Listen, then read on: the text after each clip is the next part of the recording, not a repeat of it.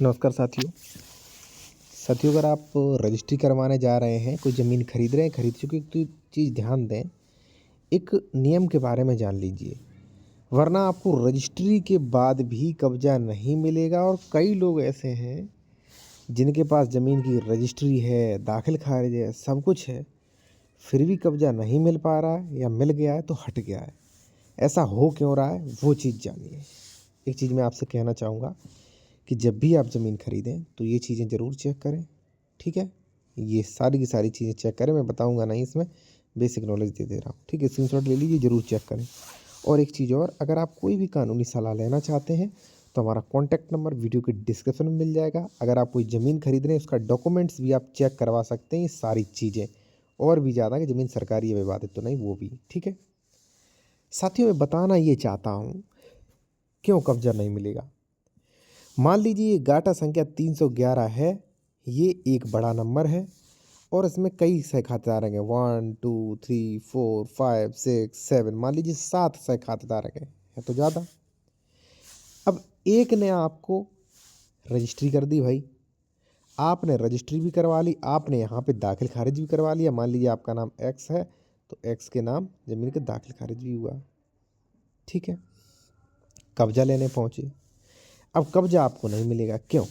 क्योंकि साथियों ऐसा है, ये बहुत समस्याएं आ रही हैं ये, कि ज़मीन मौके पर है 7 बीघा, डॉक्यूमेंट्स में 7 बीघा, लेकिन मौके पर है 6 बीघा। अब है क्यों? क्योंकि या तो पड़ोसियों ने कब्जा कर लिया या किसी ने घर बना लिया, मौके पर ज़मीन कम बची है। अब हो क्या रहा है, उस बात का आप ध्यान दें कि जैसे मान लीजिए 7 लोग थे, ठीक है? मान लीजिए ये है 1 2 3 4 5 6, 6 लोगों का कब्जा है। अब ज़मीन है कम तो 7वें लोग का कब्जा ही नहीं था, जिसने आपको बेची उसका कब्जा ही नहीं था, ठीक है? लेकिन उसका है इस ज़मीन में, भाई है, लेकिन मौके पर ज़मीन कम तो इसे मिलेगी कहाँ से?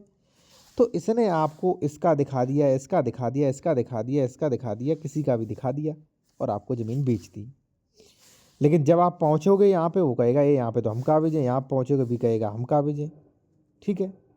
अब कब्जा सबका है। अब आप एसडीएम के पास जाओगे, ठीक है? अब ए से भी बात करोगे तो ए एसडीएम के पास जाएगा, वो कहेगा साहब नाप लीजिए। जब ए का नापेगा, एक का 1 बीघा ही है, दूसरे का 2 बीघा, तीसरे का मतलब 1 बीघा ही है सबका।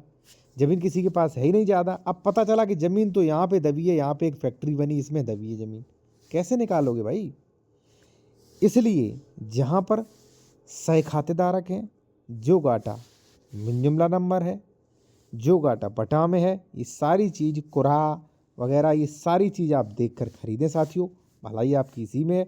और कोई भी आप बेहतर कानूनी सलाह लेना चाहते हैं ज़मीन खरीदने से पहले, या कोई डॉक्यूमेंट चेक करवाना चाह रहे, तो हमारा कॉन्टैक्ट नंबर वीडियो के डिस्क्रिप्शन में मिल जाएगा आपको, ठीक है?